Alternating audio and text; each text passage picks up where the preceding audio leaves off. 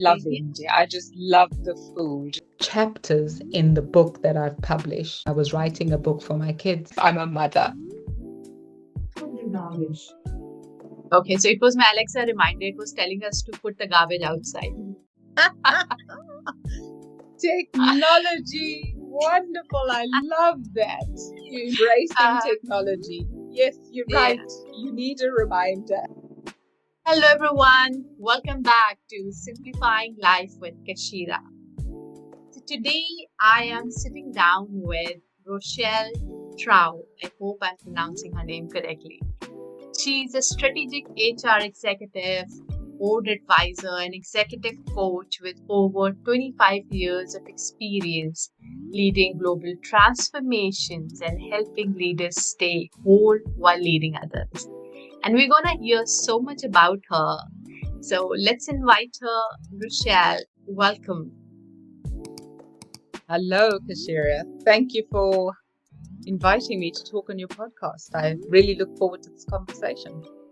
Thank you so much, Rochelle. It's such a pleasure to have you here. I'd love to know a little bit more about you beyond our LinkedIn post. Where do you live? What do you do? I know you've been in corporate. Are you still there? What are you doing currently in life? And so much more. I'm the observer of my life. Mm-hmm. The reason why I'm the observer of my life is because I choose to just flow with what comes in front of me. Just tell me about this, Rochelle. You said you moved out from corporate, and I'm sure you spent, how many years you were in corporate? 25 plus in HR, human resources. That is almost a lifetime, 25 years, 30 years. When you decided to take that step and step out of your corporate to do something, because it is not easy. I've left corporate twice because I hate it.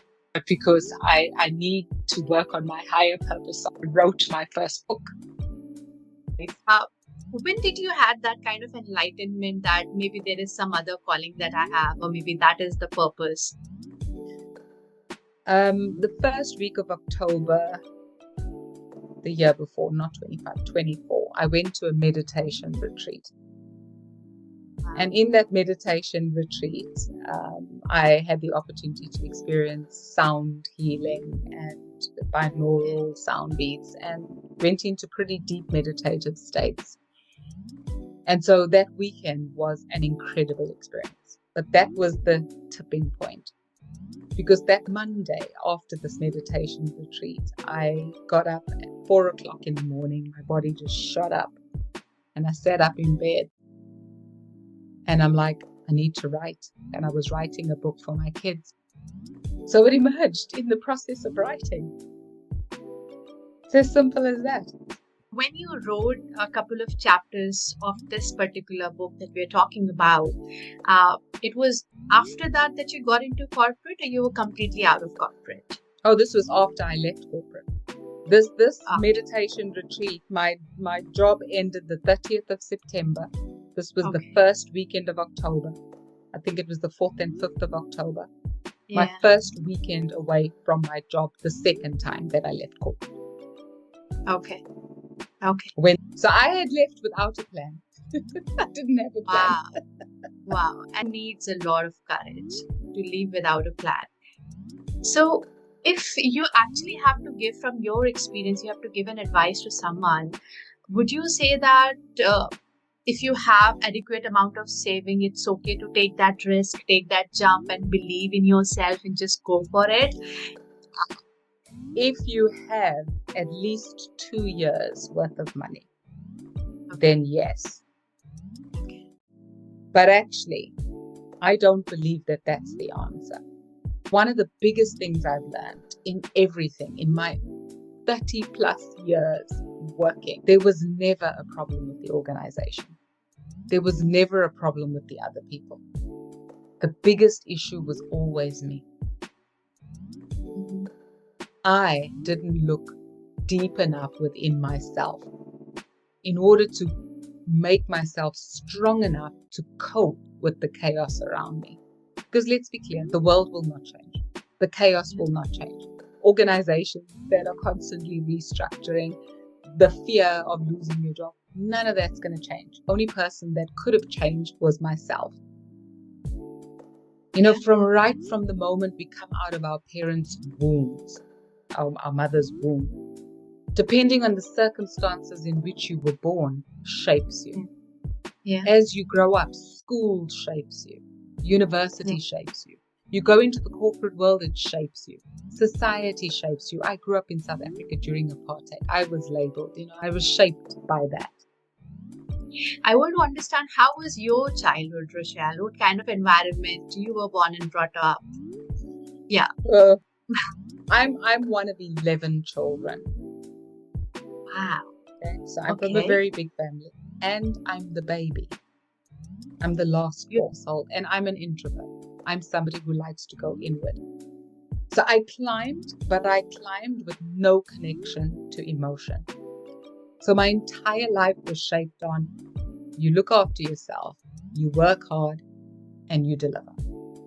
Every achievement I had, it was almost as if I moved further and further away from the child I was in South Africa. When you were a little baby, when you were growing up in that big family, what were your dreams at that point in time? My earliest memory of what I wanted to be is an author. Wow. And that was reading books under the bed with the flashlight. I loved reading, but I used reading as a kid as an escape. It was to block out the chaos. Do you have any fears now, Rochelle? My greatest fear is that I can live my dream and provide for my kids. I have financial concerns, but is it stopping me right now? No. But my take on this, and I think it could be a little pragmatic approach, but this is how I think, is that instead of being worried about the uncertainty, you just go by every day, live every day, do the best you could in your capacity, and just leave what you cannot control. Actually, it's an interesting word, because fear is actually a protective mechanism, because fear protects us. It's like a signal that something's not working and that we should. It almost protects us. The issue with fear is when we give it too much voice. Think of fear as a smoke alarm. Yeah. And I've heard people saying you can be friends with your fear. Do you believe that? Yes. That's why I say it's an early warning signal. It's like, okay, you telling me something? Great. I know you a fire, so I'm going to deal with you like I treat a normal fire. Or you burnt toast, I'm going to treat you like burnt toast. Because we sometimes go into states of anxiety worrying about things. Yeah. And Rochelle, one thing that has really helped me in not being bothered about life's uncertainties, in bold and underlined life's uncertainty, is that I've understood and started believing in one powerful line, and that is that whatever happens in life happens for the best. I agree with you 100%. I love that.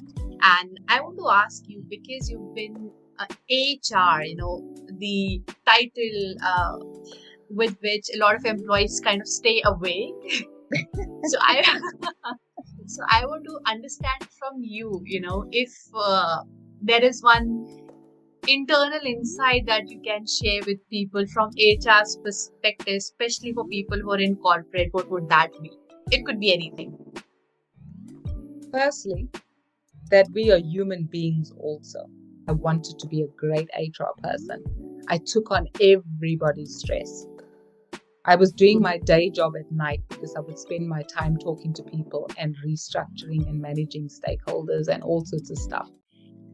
We are human, just like you.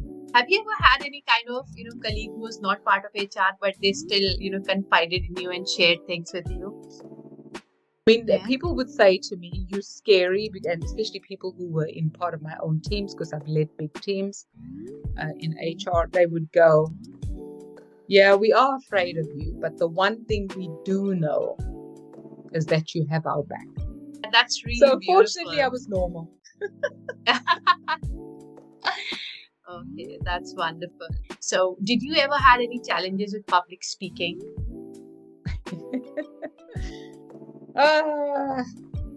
Challenge, yes. Challenge because I had this inferior complex that I was not good enough. And so I spent so much time rehearsing what I was going to say to make sure I followed the corporate script. Yeah.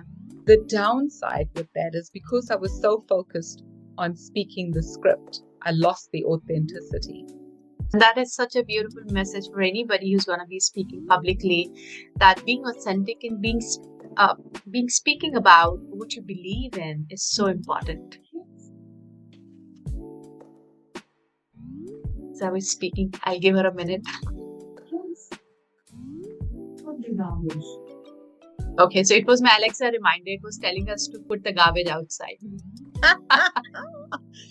Technology, wonderful. I love that. You're embracing technology. Yes, you're right. You need a reminder.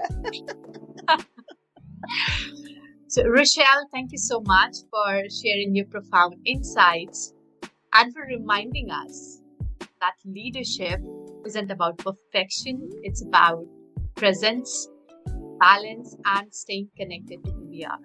And to everyone listening, I hope today's conversation helped you pause and reflect on how you can lead your own life with a little more clarity and little more wholeness. Thank you so much, everyone, for tuning in. Until next time, take care.